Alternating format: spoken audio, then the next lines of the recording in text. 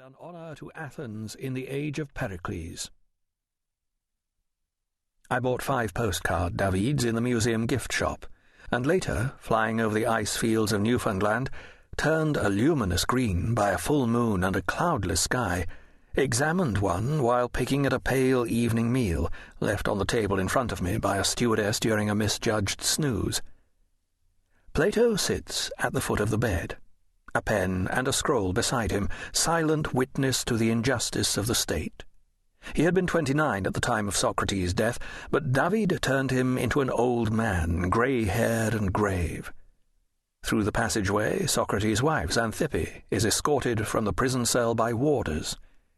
7 friends are in various stages of lamentation. Socrates' closest companion, Crito, seated beside him, gazes at the master with devotion and concern. But the philosopher, bolt upright, with an athlete's torso and biceps, shows neither apprehension nor regret. That a large number of Athenians have denounced him as foolish has not shaken him in his convictions. David had planned to paint Socrates in the act of swallowing poison, but the poet, André Chénier, suggested that there would be greater dramatic tension if he was shown finishing a philosophical point, while at the same time reaching serenely for the hemlock that would end his life, symbolizing both obedience to the laws of Athens and allegiance to his calling. We are witnessing the last edifying moments of a transcendent being. If the postcard struck me so forcefully, it was perhaps because the behavior it depicted contrasted so sharply with my own. In conversations, my priority was to be liked, rather than to speak the truth.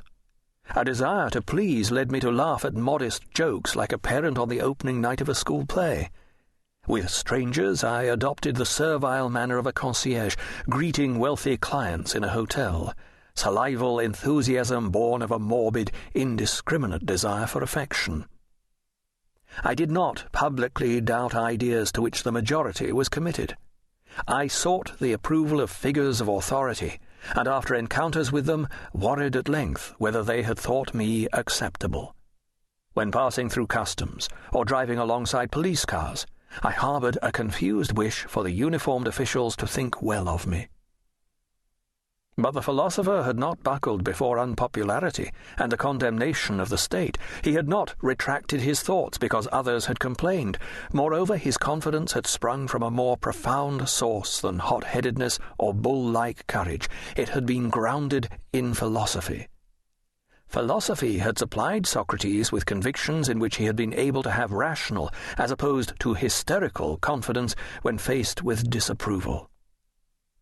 That night, above the icelands, such independence of mind was a revelation and an incitement. It promised a counterweight to a supine tendency to follow socially sanctioned practices and ideas. In Socrates' life and death lay an invitation to intelligent skepticism. And more generally, the subject of which the Greek philosopher was the supreme symbol seemed to offer an invitation to take on a task at once profound and laughable, to become wise through philosophy.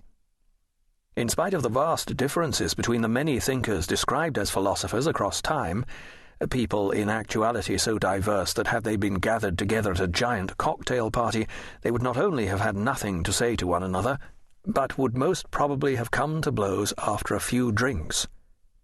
It seemed possible to discern a small group of men, separated by centuries, sharing a loose allegiance to a vision of philosophy suggested by the Greek etymology of the word: philo, love, sophia, wisdom. A group bound by a common interest in saying a few consoling and practical things about the causes of our greatest griefs. It was to these men I would turn. Chapter 2. Every society has notions of what one should believe and how one should behave, in order to avoid suspicion and unpopularity. Some of these societal conventions are given explicit formulation in a legal code. Others are more intuitively held in a vast body of ethical and practical judgments described as common sense, which dictates what we should wear, which financial values we should adopt, whom we should esteem, which etiquette we should follow, and what domestic life we should lead. To start questioning these conventions would seem bizarre, even aggressive. If common sense is cordoned off from questions, it is because its judgments are deemed plainly too sensible to be the targets of scrutiny.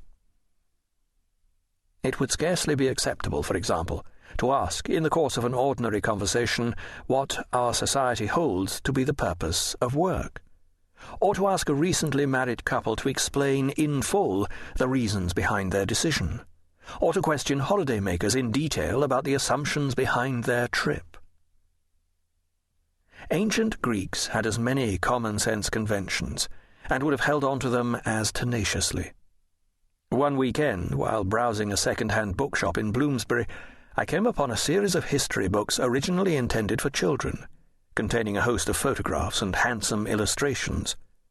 The series included See Inside an Egyptian Town, See Inside a Castle, and a volume I acquired along with an encyclopedia of poisonous plants, See Inside an Ancient Greek Town. There was information on how it had been considered normal to dress in the city-states of Greece in the 5th century BC. The book explained that the Greeks had believed in many gods, gods of love, hunting and war, gods with power over the harvest, fire and sea. Before embarking on any venture, they had prayed to them either in a temple or in a small shrine at home, and sacrificed animals in their honor. It had been expensive. Athena cost a cow, Artemis and Aphrodite a goat, Asclepius a hen or cock. The Greeks had felt sanguine about owning slaves. In the 5th century BC, in Athens alone, there were, at any one time, 80 to 100,000 slaves, one slave to every 3 of the free population. The Greeks had been highly militaristic, too, worshipping courage on the battlefield. To be considered an adequate male, one had to know how to scythe the heads off adversaries. The Athenian soldier ending the career of a Persian, painted on a plate at the time of the Second Persian War, indicated the appropriate behavior. Women had been entirely under the thumb of their husbands and fathers. They had taken no part in politics or public life, and had been unable either to inherit property or to own money. They had normally married at 13, their husbands chosen for them by their fathers, irrespective of emotional compatibility. None of which would have seemed remarkable to the contemporaries of Socrates. They would have been confounded and angered to be asked exactly why they sacrificed cocks to Asclepius, or why men needed to kill to be virtuous. It would have appeared as obtuse as wondering why spring followed winter, or why ice was cold. But it is not only the hostility of others that may prevent us from questioning the status quo. Our will to doubt can be just as powerfully sapped by an internal sense that societal conventions must have a sound basis, even if we are not exactly sure what this may be, because they have been adhered to by a great many people for a long time.